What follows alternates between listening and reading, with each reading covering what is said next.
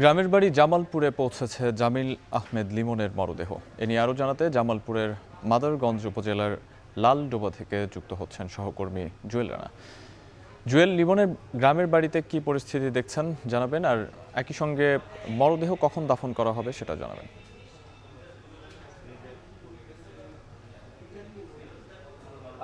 সাহাব, জামালপুরের মাদারগঞ্জ উপজেলার করইচুরা ইউনিয়নের লালডোবা গ্রামে বিকাল ৩টা ১০ মিনিটের দিকে তার মরদেহ বহনকারী গাড়িটি তার নিজ বাড়িতে এসে পৌঁছেছে। অর্থাৎ পৌঁছার পরে এখানকার যে আত্মীয় স্বজন রয়েছে, গ্রামবাসী, তারা কিন্তু সুখে আচ্ছন্ন হয়ে পড়ে। অর্থাৎ বলা চলে একটি সুখের মাতম কিন্তু এই গ্রামের বাড়িতে চলছে। অর্থাৎ বলা চলে এখানের যে লিমনের বাবা জহুরুল হক জহির রয়েছে, তার সাথে কথা বলে তিনি বলছেন বাদ পাগড়ি তার নিজ বাড়িতেই জানাজা শেষে তাদের পারিবারিক কবরস্থানেই তার মৃতদেহ সমাহিত করা হবে। এমনকি আমরা কি মাইকিংও কিন্তু প্রচারণা আমরা দেখছি। আরেকটি বিষয় বলা চলে, এই যে লিমন এই অঞ্চলের বা জামালপুরের একটি মেধাবী শিক্ষার্থী ছিল, তিনি উচ্চ শিক্ষার জন্য কিন্তু দেশের বাইরে পড়াশোনা করতে গিয়েছিল। অর্থাৎ ২০২৪ সালের জুন এমনকি মে মাসের মাঝামাঝি তিনি বিদেশে গিয়েছিল। অর্থাৎ এই যে আগাম যে কোরবানির ঈদ হবে, এই ঈদে কিন্তু এই দেশের বাড়িতে এসে ফিরে এসে কিন্তু গ্রামবাসী, আত্মীয় স্বজন সবার সাথে কিন্তু ঈদ উদযাপন করা, তো কুরবানির ঈদ উদযাপন করার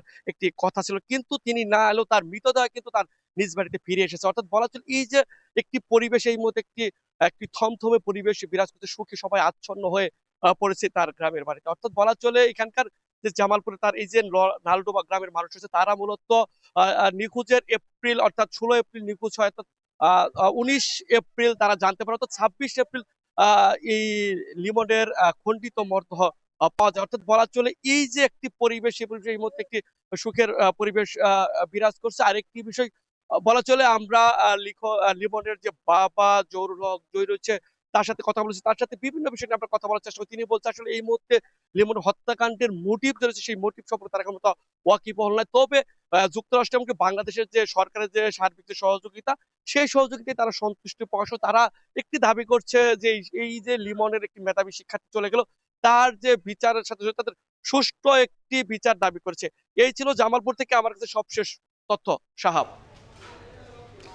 জামিল আহমেদ লিমনের মৃতদেহ দাফনের বিস্তারিত জানাতে জামালপুরের লালডোবা থেকে আমাদের সঙ্গে যুক্ত ছিলেন জুয়েল রানা।